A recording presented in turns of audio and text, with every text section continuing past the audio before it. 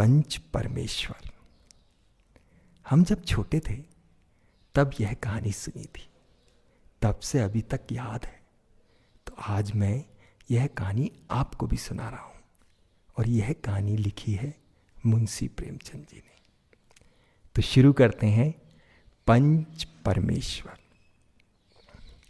जुम्मन शेख और अलगू चौधरी में गाढ़ी मित्रता थी।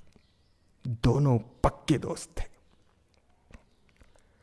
साजे में खेती होती थी, साथ साथ खेतों पे जाते थे। कुछ लेन देन में भी साझा था।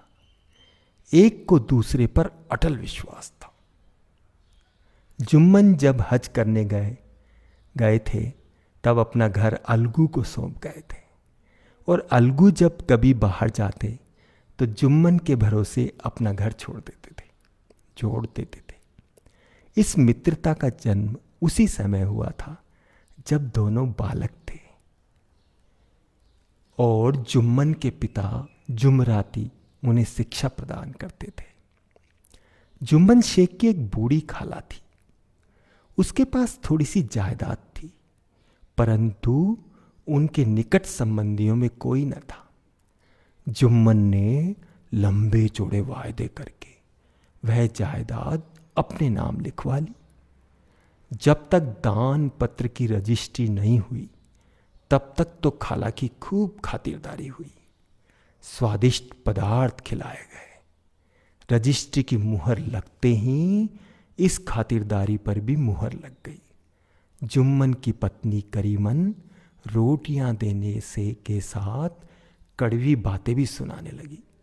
जुम्मन शेख भी निष्ठुर हो गए। कुछ दिन खाला ने सब कुछ सुना और सहा, पर जब न सहा गया तब जुम्मन से शिकायत की।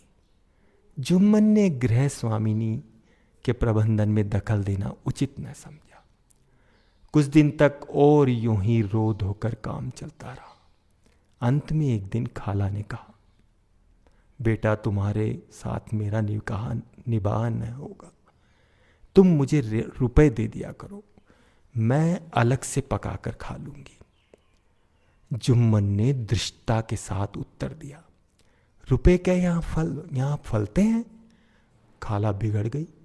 उन्होंने पंचायत करने की धमकी दी।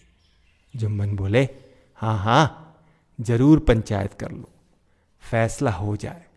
मुझे भी रात दिन की यह खटपट पसंद नहीं। एक दिन संध्या के समय एक पेड़ के नीचे पंचायत बैठी। जुम्मन शेख ने पहले से ही सारा प्रबंध कर रखा था। पंच लोग बैठ गए तो बूढ़ी खाला ने उनसे विनती की, पंचों, आज 3 साल हुए मैंने अपनी सारी जायदाद अपने भांजे जुम्मन के नाम लिख दी थी। जुम्मन ने रोटी कपड़ा देना कबूल किया था। साल भर तो मैंने रो धोकर इसके साथ काटा, पर अब सहा नहीं जाता। मुझे न पेट की रोटी मिलती है न तन का कपड़ा। मैं बेसहारा हूं। तुम लोग जो राह निकाल दो उसी राह चलूं। मैं पंचों की बात सिर माथे चढ़ाऊंगी। सरपंच किसे बनाया जाए? इस प्रश्न का जुम्मन शेख और खाला जान में कुछ कहा सुनी हो गई। अंत में खाला बोली, बेटा, पंच न किसी के दोस्त होते हैं न किसी के दुश्मन। तुम्हारा किसी पर विश्वास न हो तो जाने दो। अलगू चौधरी को तो मानते हो? लो, मैं उन्हीं को सरपंच मानती हूं। जुम्मन शेख आनंद से फूल गए, परंतु मन के भावों को छिपाकर बोले, चलो अलगू चौधरी ही सही। अलगू चौधरी सरपंच हुए। उन्होंने कहा, शेख जुम्मन, हम तुम पुराने दोस्त हैं, मगर इस समय तुम और बूढ़ी खाला दोनों हमारी निगाह में बराबर हो। जुम्मन ने कहा, खुदा गवाह है, आज तक मैंने खाला जान को कोई तकलीफ नहीं दी। अलगू चौधरी ने जुम्मन से जिरह शुरू की। जुम्मन चकित थे कि अलगू को हो क्या गया है।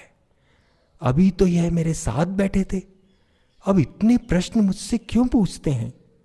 जुम्मन यह सब सोच ही रहे थे कि अलगू ने फैसला सुनाया। जुम्मन शेख, पंचों ने इस मामले पर विचार किया। उन्हें यह उचित मालूम होता है कि खाला जान को हर महीने खर्चा दिया जाए। बस यही हमारा फैसला है। अगर खर्च देना मंजूर ना हो तो आपके जायदाद की रजिस्ट्री समाप्त की जाती है। फैसला सुनते ही जुम्मन सन्नाटे में आ गए। अलगू के फैसले की सभी लोग प्रशंसा कर रहे थे, पर इस फैसले ने अलगू और जुम्मन की दोस्ती की जड़ हिला दी। जुम्मन को यह फैसला आठों पहर खटकने लगा। वे इस ताक में थे कि किसी तरह अलगू से बदला लेने का अवसर मिले। ऐसा अवसर जल्दी ही जुम्मन के हाथ आया। हुआ ये कि अलगू चौधरी बटेसर से बैलों की एक बहुत अच्छी जोड़ी मोल लाए थे। देवयोग से जुम्मन की पंचायत के 1 महीने बाद ही इस जोड़ी का एक बैल मर गया। अब अकेला बैल किस काम का? गांव में समझू साहू थे। उन्होंने 1 महीने में दाम चुकाने का वादा करके चौधरी से बैल खरीद लिया।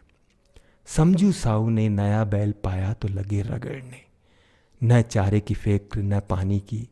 वह दिन में 3-3 बार 4-4 बार बैल से काम लेते, खेपे करने लगे। एक दिन साहू जी ने दूना बोझ लाद दिया। बैल ने जोर लगाया, पर वह आधे रास्ते में ही धरती पर गिर पड़ा। ऐसा गिरा कि फिर न उठा। इस घटना को कई महीने बीत गए। अलगू जब बैल का दाम मांगते तब सहुआइन दोनों ही झल्ला उठते। कहते, मुर्दा बैल दिया था, उस पर दाम मांगने चले आते हो। इसी तरह कई बार झगड़े हुए, पर साहू जी ने बैल का दाम न चुकाया। लोगों ने साहू जी को समझाया, भाई पंचायत कर लो, जो कुछ तय हो जाए उसे स्वीकार कर लो। साहू जी राजी हो गए तथा अलगू ने भी हामी भरी। उसी वृक्ष के नीचे पंचायत शुरू हुई। रामधन ने कहा, चौधरी बोलो किसको पंच मानते हो? अलगू ने कहा, समझू साहू ही चुन ले। समझू खड़े हुए और कड़क कर बोले, मेरी ओर से जुम्मन शेख। जुम्मन का नाम सुनते ही अलगू का कलेजा धक धक करने लगा। फिर भी उन्होंने कहा, ठीक है, मुझे स्वीकार है। सरपंच का आसन ग्रहण करते हुए जुम्मन ने अपनी जिम्मेदारी का भाव पैदा हुआ। उन्होंने सोचा, मैं इस समय न्याय के सर्वोच्च आसन पर बैठा हूं। सत्य से जो भर भी टलना मेरे लिए उचित नहीं है। पंचों ने दोनों से सवाल जवाब शुरू किया। बहुत देर तक दोनों अपने अपने पक्ष का समर्थन करते रहे। अंत में जुम्मन ने फैसला सुनाया। अलगू चौधरी और समझू साहू, पंचों ने तुम्हारे मामले पर अच्छी तरह विचार किया। समझू को उचित है कि बैल का पूरा दाम दें। जिस समय उन्होंने बैल लिया था उस समय उसे कोई बीमारी न थी। बैल की मृत्यु केवल इस कारण हुई कि उससे बड़ा कठिन परिश्रम करा लिया गया और उसके दाने चारे का प्रबंध नहीं किया गया। अलगू चौधरी फूले न समाये उठ खड़े हुए और जोर से बोले, पंच परमेश्वर की जय। साथ ही सभी लोगों ने दोहराया, पंच परमेश्वर की जय। थोड़ी देर बाद जुम्मन अलगू के पास आए और उनके गले से लिपट गए। अलगू रोने लगे। इस पानी से दोनों के दिलों का मैल धुल गया। मित्रता की मुरझाई हुई लता फिर से हरी हो गई। धन्यवाद।